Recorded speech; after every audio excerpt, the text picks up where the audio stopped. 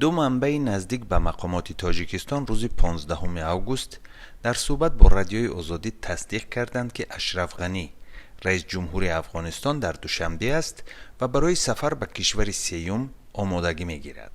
مقامات تاجیکستان رسما در این باره اطلاع ندادند. بعضی سیاستمداران افغانستان روز یکشنبه گفتند در زمانی که جنگجویان طالبان به کابل رسیدند، اشرف غنی کشور را ترک کرده است.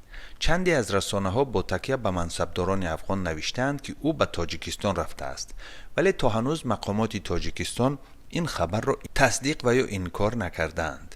دکتر عبدالله رئیس شورای مصالحه ملی افغانستان روز 15 آگوست در پیام ویدیویی در فیسبوک گفت اینکه رئیس جمهور پیشین افغانستان را ترک کرد و کشور و ملت را در این حالت قرار داد، خداوند همراهش محاسبه می کند.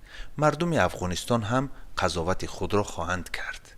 مقامات رسمی افغانستان هنوز درباره در کجا بودن اشرف غنی چیزی نگفتند، اما رسانه ها روز یکشنبه پیام ویدیویی او را نشر کردند که از نیروهای امنیتی حفظ ترتیبات و قانون را می خواهد، در حالی که بنا به خبرها هزارها کارمند پلیس و نیروهای نظامی افغانستان مقامهای خود را ترک می کنند.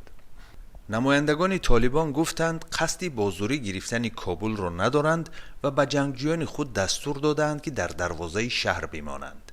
سخنگوی طالبان سهیل شاهین به BBC گفت این گروه انتظار انتقال صلح‌آمیز قدرت است و افزود گروه اسلامی حقوق زنان آزادی‌های کارمندان رسانه‌ها و دیپلمات‌ها را حفظ خواهد کرد. هرچند نگرانی‌ها از بد شدن وضع امنیتی و حقوق انسان در افغانستان افزایش یافته است.